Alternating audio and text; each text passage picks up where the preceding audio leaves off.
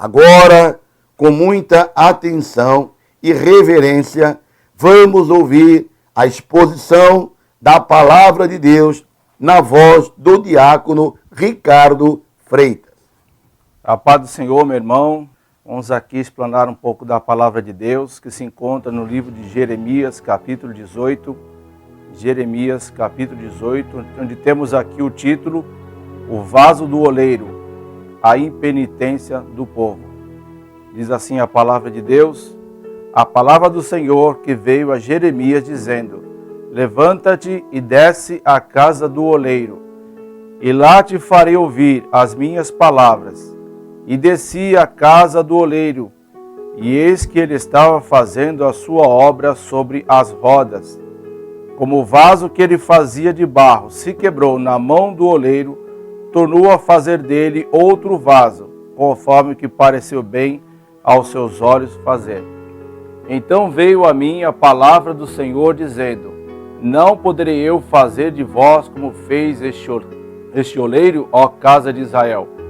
Diz o Senhor: eis que como barro na mão do oleiro, assim sois vós na minha mão, ó casa de Israel. Caros irmãos, estamos aqui falando a respeito de transformação de vidas. No passado, Deus queria fazer uma transformação de vidas ao povo de Israel. Um povo que foi privilegiado por ter tantos profetas, amando do Senhor para falar com cada um. Alguns deram ouvidos à sua palavra e se converteram dos seus maus caminhos. Mas a grande maioria não dava ouvidos à voz do Senhor. E por causa dessa grande maioria, toda uma nação, como aqui no reino de Judá, através de Jerusalém, sua capital, não obedecia à palavra de Deus. E muitos foram pela grande maioria. Deus tinha um plano através do profeta Jeremias, nesse caso, para trazer a palavra de Deus. E o povo, ainda impenitente, não queria dar ouvidos à voz de Deus. Muitos iam pela maioria. Mas será que nós devemos ir pela maioria? Primeiro vamos explicar o que significa esta profissão daquele que faz o vaso, que fabrica o vaso. Primeiro ele pega um material, esse material começa de uma substância que dê para fazer um objeto, através de uma roda. Esse objeto começa a girar, o vaso, que no momento é uma forma quase que líquida, através das mãos por dentro e por fora, vai girando esse material e vai transformando esse material em um vaso. Só que pode acontecer depois de tantos vasos serem feitos, algum deles vier a cair. Depois de seco, alguns, em nossa casa, por exemplo, passamos ali algum tipo de cola para poder guardar esse vaso, porque pertencia talvez a alguém da casa, alguém muito antigo. Você passa uma certa cola em alguns pedaços e tenta conservar esse vaso ainda na sua casa. Outros, sabendo que o vaso não tem muito valor, pega todos esses cacos e simplesmente joga no lixo. O Senhor, nosso Deus, faz ao contrário. Ele faz o vaso, mas quando percebe que o vaso cai e se quebra, ele faz desses mesmos cacos um novo vaso. Não se joga fora. O nosso Deus pega esse material, no caso somos nós, e transforma, ou seja, dá vida, dá uma nova esperança, uma nova situação, para que possamos continuar vivos. E a intenção do Senhor nessa palavra é fazer com que você, que ainda não conhece a palavra de Deus, seja representado por um vaso que se quebrou. Alguém que não conhece o Evangelho é considerado como vaso quebrado. Por quê? Porque não conheceu a palavra de Deus, não foi moldado pelo próprio Deus, por isso vive uma vida que não agrade a Deus.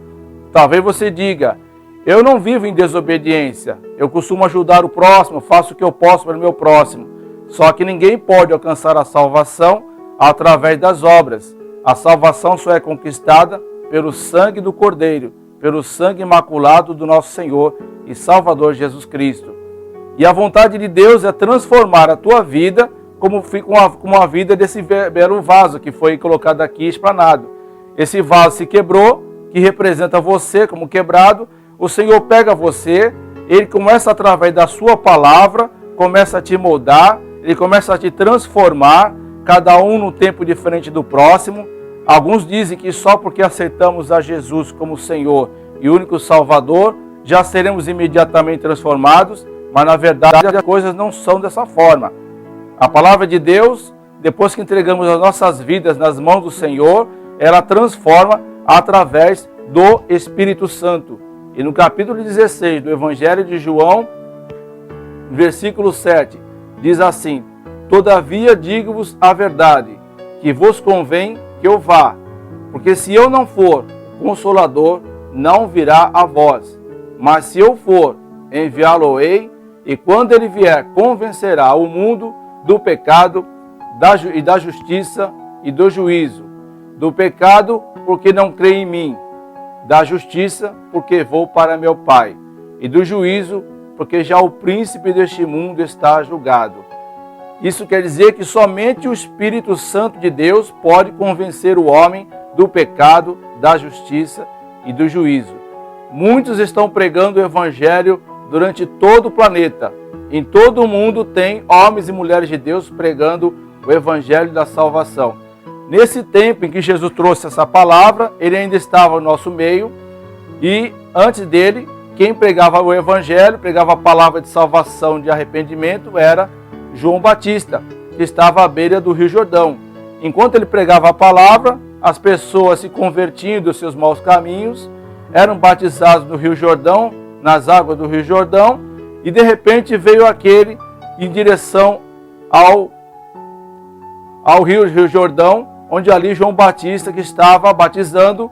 Quando João Batista olha para frente e vê alguém diferente. João Batista pregava sobre aquele que havia de vir, e ele iria batizar não somente com água, mas com o Espírito Santo de Deus. A palavra de Deus nos ensina que somente o Senhor Jesus pode convencer-nos do pecado, através do Espírito Santo. E Jesus, a partir daquele momento, recebeu do homem de Deus, João Batista, 2 discípulos que começaram a acompanhá-lo. E a partir daí começou a vida do Senhor Jesus Cristo, que nós conhecemos, que começou a pregar o Evangelho a partir dos 30 anos de idade. Nós dissemos sempre que Jesus pregou o Evangelho da salvação durante 3 anos e meio. E durante esses 3 anos e meio, a palavra do Senhor foi pregada. Mas houve um momento em que o Senhor Jesus avisou em que ele morreria, depois, ao 3º dia, ele ressuscitaria.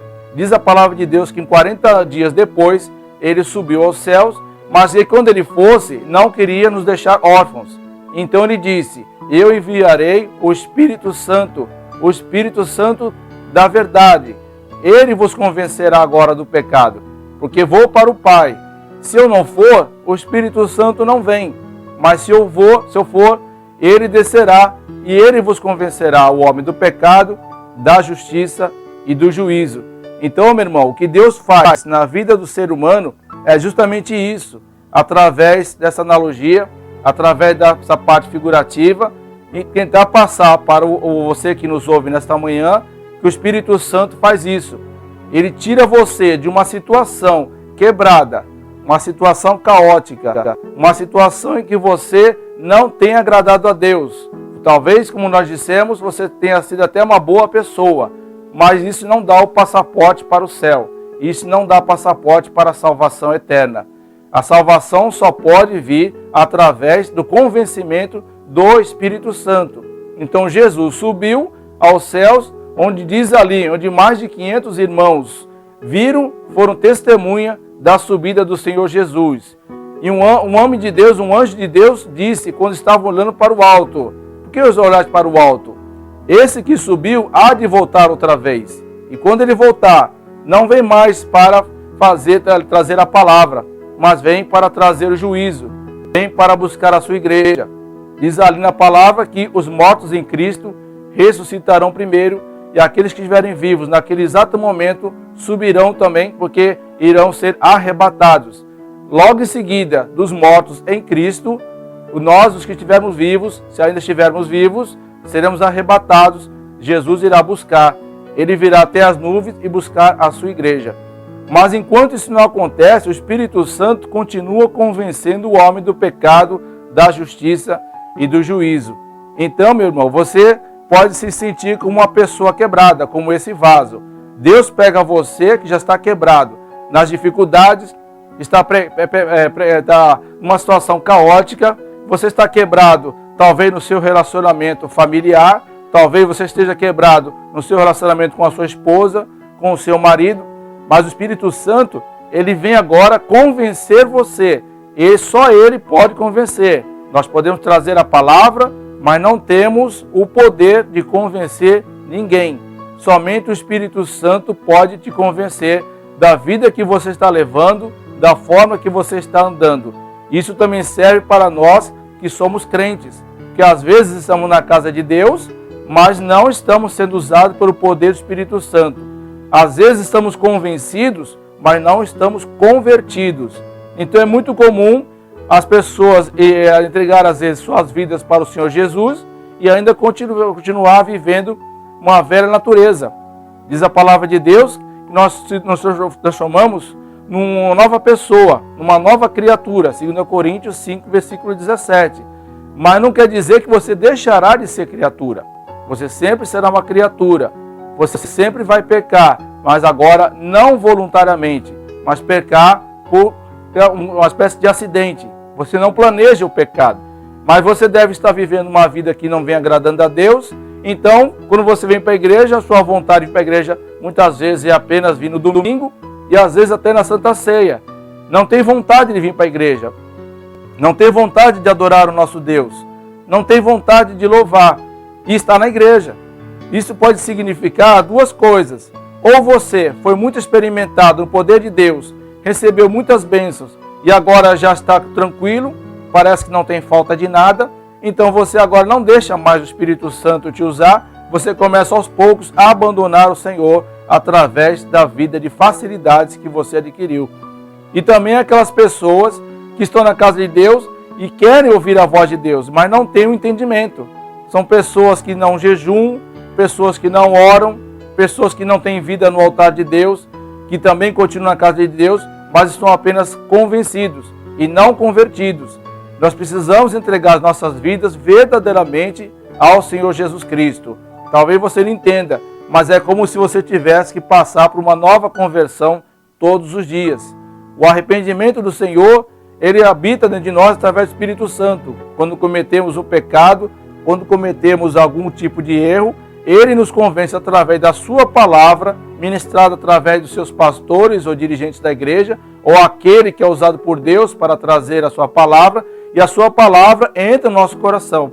E quando ela entra no coração, ela começa a usar o poder de Deus no nosso meio.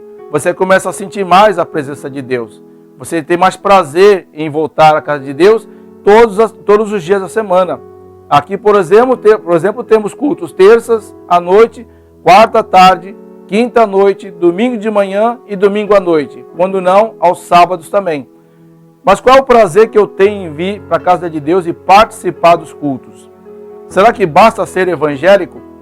Certa vez eu disse numa pregação que quando Jesus voltar, não virá buscar evangélicos.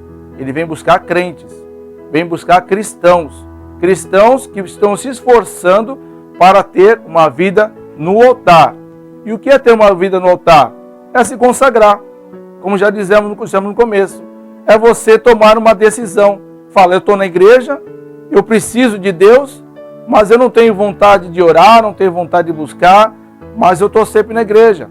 O pastor sempre me vê lá, então talvez você esteja indo para a igreja para ser visto pelos homens. Mais interessante é que você esteja na igreja para ser visto por Deus.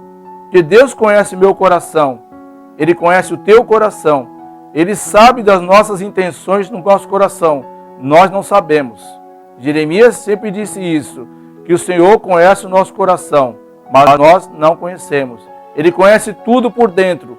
Ele é como se fosse escanear. Ele olha dentro do coração e na mesma hora ele vê como está o seu estado diante de Deus. Então, para você que já é crente e tem o desejo de ter uma vida com Deus, ir para a casa de Deus, todos os cultos, saiba de uma coisa, você precisa tomar uma decisão mesmo sendo crente. Talvez você não seja um cristão verdadeiro porque está apenas indo para a igreja. Mas a vontade do Espírito Santo não é apenas que você vá para a igreja. A vontade do Espírito Santo, o desejo do Espírito Santo como pessoa, porque ele tem sentimentos, ele é agir dentro de você.